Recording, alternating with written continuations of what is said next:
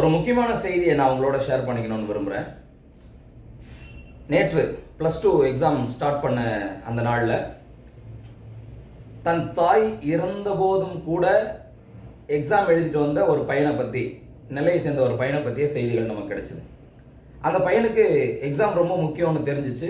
ப்ராக்டிக்கலாக யோசித்து பார்த்துருப்பாங்க, ஒருவேளை ஆலோசனை கொடுத்துருப்பாங்க யாராவது, நீ எக்ஸாம் போகிறதுனால உன் தாயை காப்பாற்ற முடியாது, ஸோ எக்ஸாம் எழுதிட்டு வந்து தாயினுடைய சடங்குகளில் கலந்துக்கோன்னு சொல்லியிருப்பாங்க. அதே மாதிரி அந்த பையன் கலந்துக்கிட்டான். இது ஒரு நல்ல ஒரு ப்ராக்டிக்கல் அப்ரோச்சு. மட்டும் இல்லாமல் இது எக்ஸாம் ரொம்ப முக்கியம், படிப்பு ரொம்ப முக்கியம் அப்படிங்கிற ஒரு பார்வை இதில் இருக்குது. அதே மாதிரி இன்னொரு செய்தி, நமக்கு துக்கமான ஒரு செய்தி கிடைச்சிருக்கு. திருவள்ளூர் மாவட்டத்தை சேர்ந்த ஒரு தனியார் பள்ளி மாணவி, 12ஆம் வகுப்பு மாணவி, தனக்கு தானே பெட்ரோல் ஊற்றி கொண்டு தீ வைத்து கொண்டாள். பிறகு இப்போது அந்த பெண், அந்த மாணவி வந்து இறந்து போயிட்டாங்க அப்படிங்கிற ஒரு விஷயம் வருது.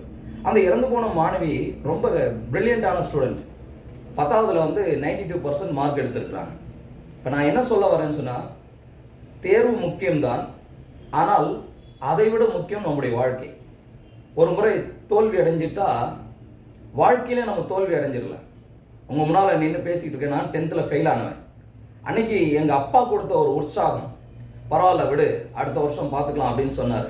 இன்றைக்கு நான் சமூகத்தில் ஒரு சில பணிகளை செய்து கொண்டு வருகிறேன், ஒரு சமூக சேவைகளை ஆற்றி கொண்டு வருகிறேன்.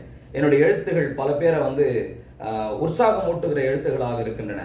நான் இன்றைக்கும் வாழ்ந்துட்டு இருக்கேன். என் பிள்ளைகளை என்னால் மோட்டிவேட் பண்ண முடியுது. அன்புக்குரியவர்களே, மாணவ செல்வங்களே, நாம் தேர்வில் தான் தோல்வி அடைகிறோம், வாழ்க்கையில் இல்லை. இதை ரொம்ப சீரியஸாக எடுத்துக்கிட்டு, எக்ஸாம் வேணும் தான், மார்க் வேணுமா, கண்டிப்பாக மார்க் வேணும் தான். இன்றைய போட்டி உலகத்தில் நாம் வந்து மதிப்பெண்கள் இல்லாமல் எதையும் சாதிக்க முடியாத ஒரு சூழ்நிலைக்கு வந்திருக்கிறோம். ஆனால் அந்த மதிப்பெண்களை எடுக்கவோ அல்லது சாதனைகளை நிகழ்த்தவோ நம்முடைய உயிர் தேவைப்படுது இல்லையா? அந்த உயிரை மாய்த்து கொண்டு நம்ம என்ன செய்ய போகிறோம்? கண்ணிரண்டும் விற்று சித்திரம் வாங்கிடில் கைகொட்டி சிறியாரோ அப்படின்னு சொல்லி பாரதியார் பாடினார் இல்லையா? நம்ம கண்ணை விற்றுட்டு ஓவியத்தை வாங்கி ரசிக்கவா போகிறோம்? சுவர் இருந்தால் தானே சித்திரம் எழுத முடியும்னு சொல்லி பழமொழி சொல்லுவாங்க. அதனால் படிப்பு முக்கியம்தான். மார்க் முக்கியமா, அதிக மதிப்பெண்கள் முக்கியமா? ஆமாம், அதிக மதிப்பெண்கள் முக்கியம்தான். ஆனால் இவை எல்லாவற்றையும் விட நீங்கள் முக்கியம். எந்த ஒரு பெற்றோருக்கும் தங்களுடைய குழந்தைகளின் பிணத்தை பார்க்கக்கூடிய சக்தி எந்த பெற்றோருக்கும் இல்லை.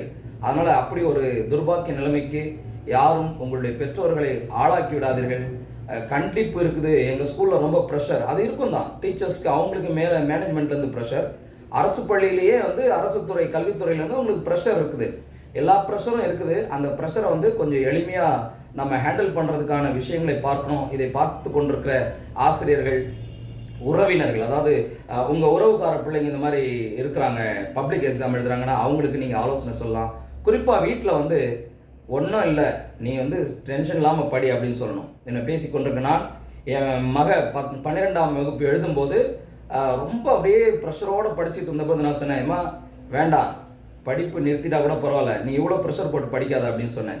இதைத்தான் நான் எல்லாருக்கும் சொல்ல விரும்புகிறேன். அதனால் இவர் டிமோட்டிவேட் பண்ணுறவர்னு நினச்சிக்காதீங்க. படிப்பை விட நம்முடைய வாழ்க்கை முக்கியம், அதை நீங்கள் தெரிந்து கொள்ளுங்கள்.